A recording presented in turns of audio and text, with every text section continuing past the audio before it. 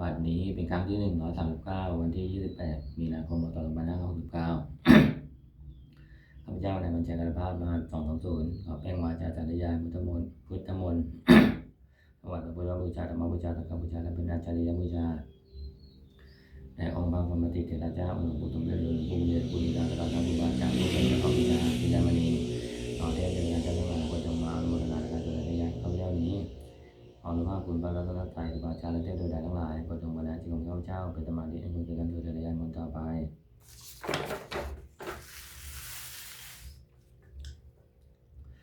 บทสวดจงยิงเทวดาสมันตาจักรวาลเลยสวัสดิ์ตาประจันตัวเทวดาตาดัมมังมุนิราชสัตตุนันตุสัมโมกตังตะเปกเมจโลเปกีริสิขาลันตติจันติเกวิมานิติเปรัตเตจกเม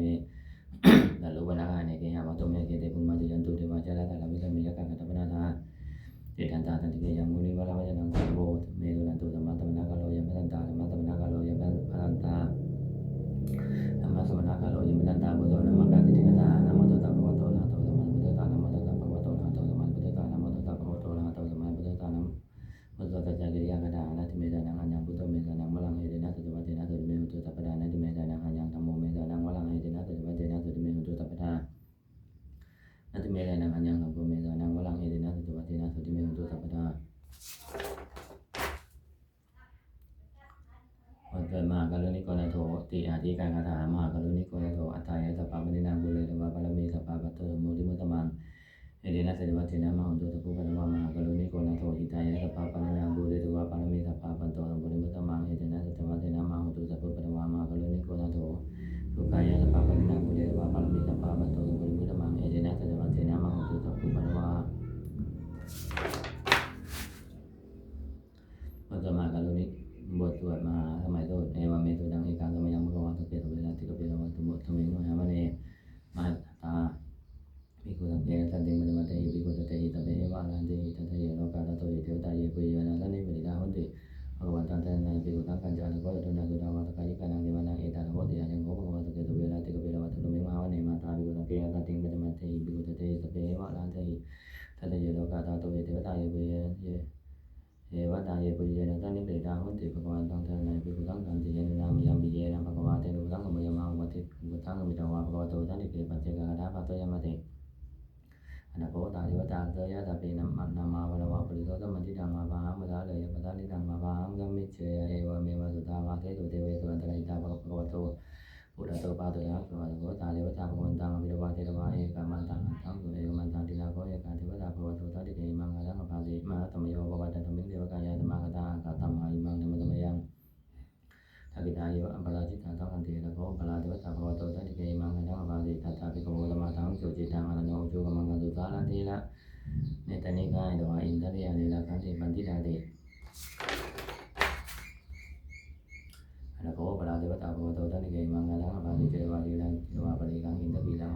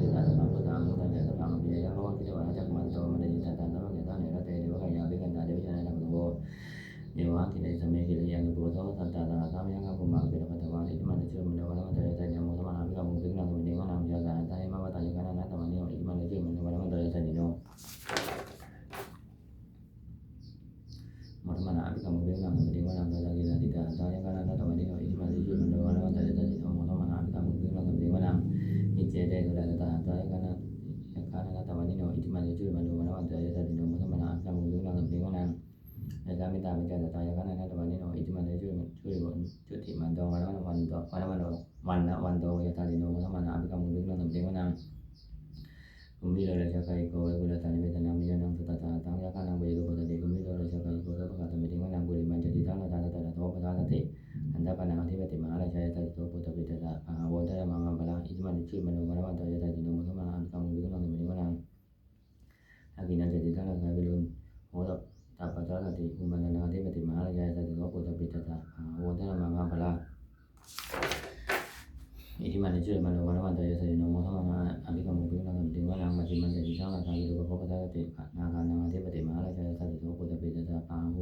อินทนามังมังปะลังอิทิมันนิชุมโนวะวันโตยะตาดิโนธรรมนาภิกรรมวิกนังสัมเทวนัง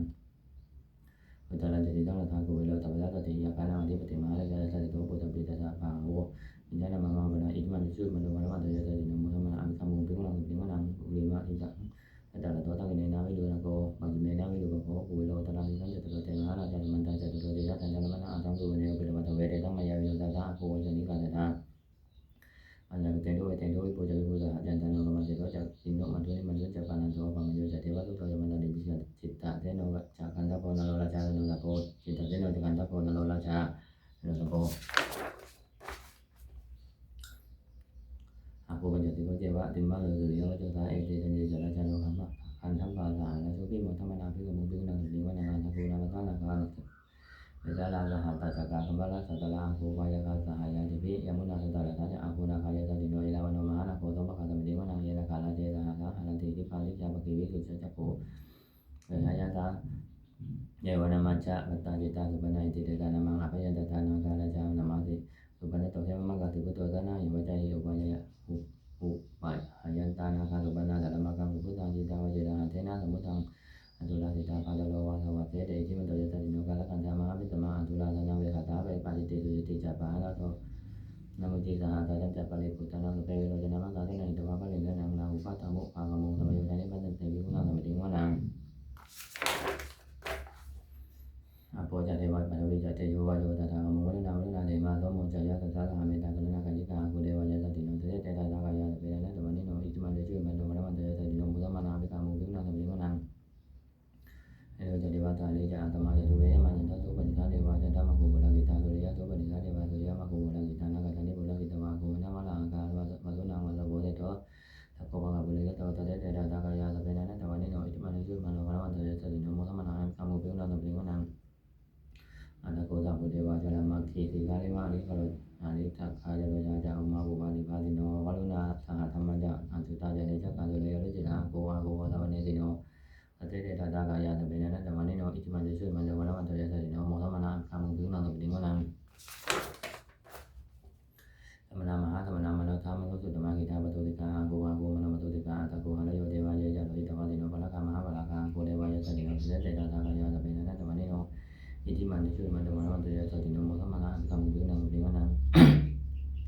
สุกาโลมาอายุนาภูกันนะตะหาอุตระกายะปมุขะภูเดวะวิจกนาตถามัตตาละกัจจามิตกาเตยสัตติโนทัยยังคาปิโนโยติสามิวัติติสัตเตเดตตากายะเพียนะตวันนี้อิทิมันช่วยมันโดนมันเตยสัตติโนโมทัมมานะอันคำมุขนังปิวนังเกมิยาตติตายามากตกายะสัตติโนสัมปิตกาลามัจจตายเดดมาจะอัตวะอิมาตระเดโนอากูอัตโกปะนิมิตาตเตเดตตากายะสะเปนะนะตวันนี้อิทิมันช่วยมันโดนมันเตยสัตติโนโมทัมมานะอันคำมุขนังปิวนังอันเทเทวะนิกายะตะเปนะนะตะมะนิโนนะมันวะยะนะอาคัญโยเยยันเยตัสสะตะหะภะวุตตะจาติมันตินังมุปะนินะมะนะตะวันนะเกโมกะตะละนะคัจจานังมังอาทิตาทิตาสุปะสุภามะบาลมะโตจะปุตตายดิมะโตตะหะทะนะกุมะโลติโตจะสุภะคะตะมิติวะนังทาปะมะโลกะนังมหาปะมะวิติกติอุปปะโนชุติมะโนปิตมะกะโยยะสัตติโตอะเลตะอิตระอะโกปะเตกวะสวัตติโนเตตัญจามะจตวะคาหาริโตปริวาริโตเตจะตะเปภิกันเตตินิเตเวตมะมะเกมะละเตนะภิกขมิอัสสะคานะตามะนิยังเอตคันธะคันธะลาเกนะคันธะมัตถุสมันตาปริวาริตามาโวมุจิตาโกจินังอิติตตามหาเทโนคันหะเทนังเปตยีปานินาตะละมังหัจจาตะลังกัตตวะนะเปละวะยะถาภะวุตโกเมโกทะเนยันโตตวิทุโกอะทาโสปะตุทาวะเตตังกุโตยังวะเสตัญจตะปังมิยะวะวะกิตมะนะจักขุมะตะโตมะยะยิตตะตะวะเกตะเนระเตมะละเตนะภิกันตาเตวิชนะธรรมิโกเอจัตตะปะมังกะลุงตุเดวะพุทธสัทธะนังวิตาลาเกมะกะมุงเนสังโลมะเบอินชะยุงสัพเพวิหิตาสังฆามาวะยะติตายะตาติโนโมสันติตาพุทเตสัมมังเตยะเนตาติพระโสจุลเทยะมะกรนะโมเมพุทธเตยะตารัตนะเตยะธรรมิกาติยะปะสิทธิปะสิเทวานาลายะปะระเมตุตาติทิปะมาเตอินทาจโลกาคัมภีระกะกาสม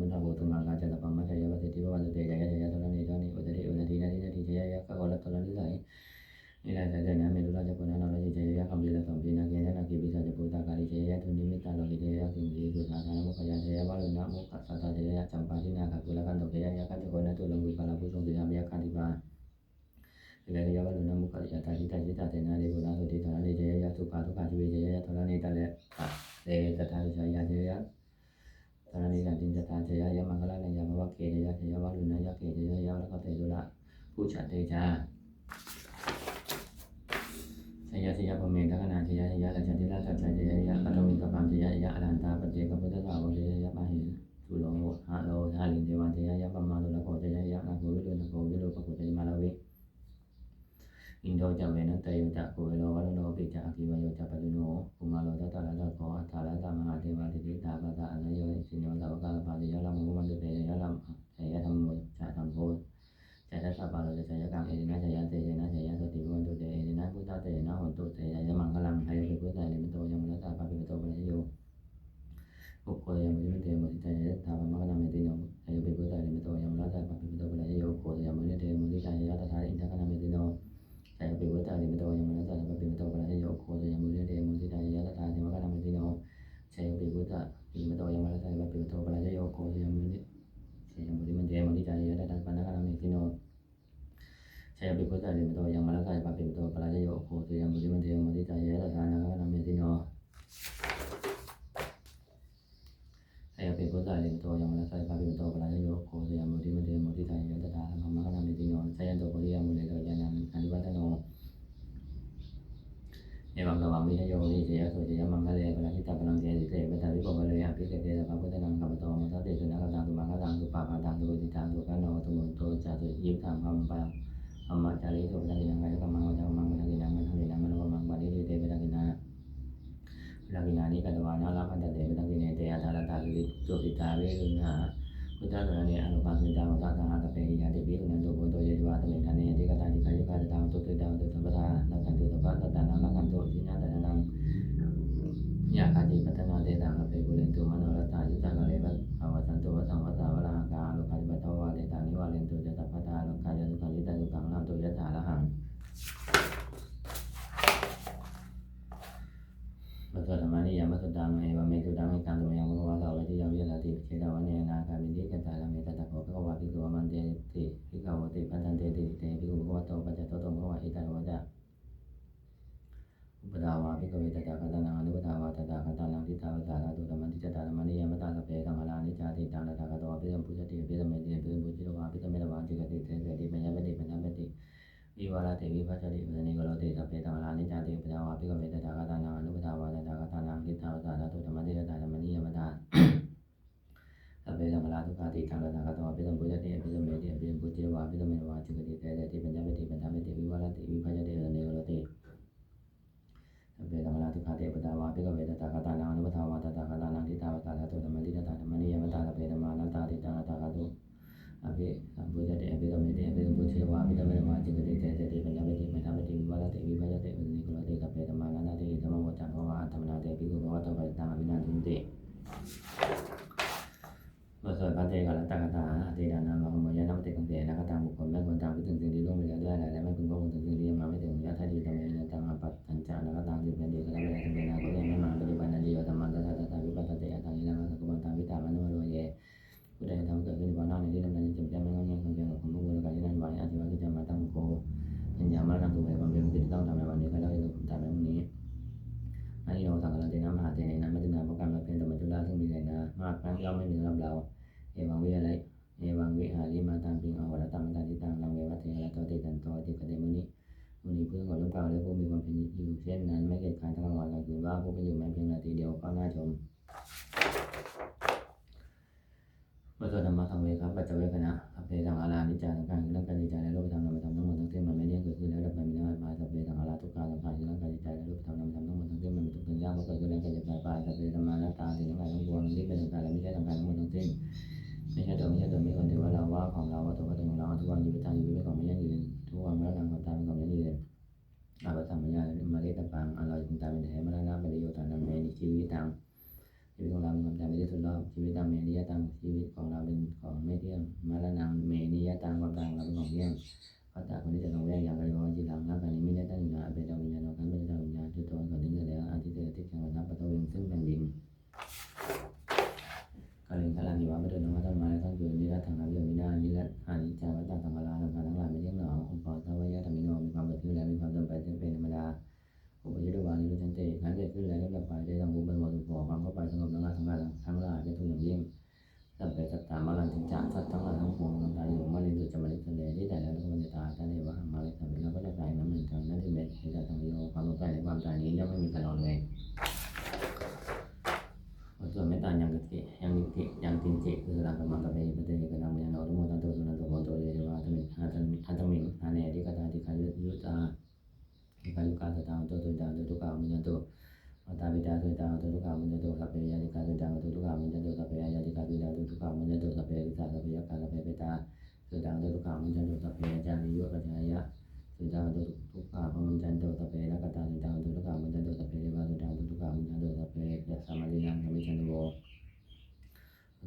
สวดนะโมพุทธะโตกันติมยันติภูวานะโมพุทธะโตกันติมยันติภูวานะโมพุทธะโตกันติมยันติภูวา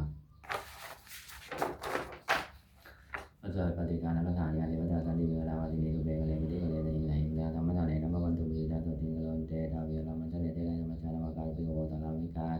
ธนามติวัตกามันเตธานิกมาเตจลาสปานุโพธาตุตาวันตุเตจลาวิจัยปิอันตสัมมวาสังเสชชาตาโทปฏิการนิยานิกังธรรมะวะลังปฏิจเจสเปบิทุกขสัพพะโลตุสังขยังทานตุติตังกังธัมโมธรรมะทานานิโกปลาอังโฆมันตุสมะโควะอัฏฐายะเจตายะอัมเหระกะโตสัทธัมโมสัพเพบิธัมมะจาริโนวิทินสัพพะปุเรยมะธัมเมริยะเวทิเตปะสันนาหตุสัพเพบิปานิโนพุทธะสรณเนธัมมาทารังเวทันโตวะเลเทวะวัฏันตุอุทิภาวะยะตัตตานังธัมมิทังเนตุเมตนิมาตาปิตาจารตาจังรักมิจังรักขันติปุตตะกังเอวังธัมเมนะราชาโนปะจังรักขันตุสัพพะทาสวดเทวตาอุโยชนะคตาสุขปตาเยตุกาวิยังวิทยาสุขปตาเยตุกาหุตุสัพเพบิปานิโนเอตวตาจังหิสัพพทางบุญญาสัพพทางสัพเพเทวานุโมทันตุสัพพะสัมปตินิยานังทันตุสัตตายะสีลังรักขันตุสัพพะทาภาวนาวิรตาหุตุขันตุเทวตาพุทธตุมังคลคันดาหุตุสัพพังตุมังคลังรักขันตุสัพพะเทวตาสัพพะพุทธานุภาเวนะตุติหุตุนิรันตรังหุตุสัพพังตุมังคลังรักขันตุสัพพะเทวตาสัพพะธรรมานุภาเวนะตุติหุตุนิรันตรังหุตุสัพพังตุมังคลังรักขันตุสัพพะเทวตาสัพพะธรรมานุภาเวนะตุติหุตุนิรันตรังสัพเพพุทธาเวรปะทาเวกันันจะยังพลังอนันตนันเจนะละขันธ์นามิตปะโตสัพเพพุทธาเวรปะทาเวกันันจะยังพลังอนันตนันเจนะละขันธ์นามิตปะโตสัพเพพุทธาเวรปะทาเวกันันจะยังพลังอนันตนันเจนะละขันธ์นามิตปะโตสัพเพพุทธาเวรปะทาเวกันันจะยังพลังอนันตนันเจนะละขันธ์นามิตปะโตสัพเพพุทธาเวรปะทาเวกันันจะยังพลังอนันตนันเจนะละขันธ์นามิตปะโตสัพเพพุทธาเวรปะทาเวกันันจะยังพลังอนันตนันเจนะละขันธ์นามิตปะโตสัพเพพุทธาเวรปะทาเวกันันจะยังพลังอนันตนันเจนะละขันธ์นามิตปะโตสัพเพพุทธาเวรปะทาเวกันันจะยังพลังอนันตนันเจนะละขันธ์นามิตปะโตเปพุทธาเวรปะทาเวกันันจะยังพลังอนันตนันเจนะละขันธ์นามิตปะโตเปพุทธาเวรปะทาเวกันันจะยังพลังอนันตนันเจนะละขันธ์นามิตปะโตอักขมันนาวิสัพพโตนั้นทางบุญกุศลที่ข้าพเจ้าได้สวดอธิษฐานพระพุทธมนต์นี้ก็ขอข้าพเจ้าขอน้อมเข้าอุทิศบาเป็นพระราชกุศลแด่สมเด็จพระนางเจ้าสิริกิติ์พระบรมราชินีนาถพระบรมราชชนนีพันปีหลวงเพื่อจะถือวันคลายขอ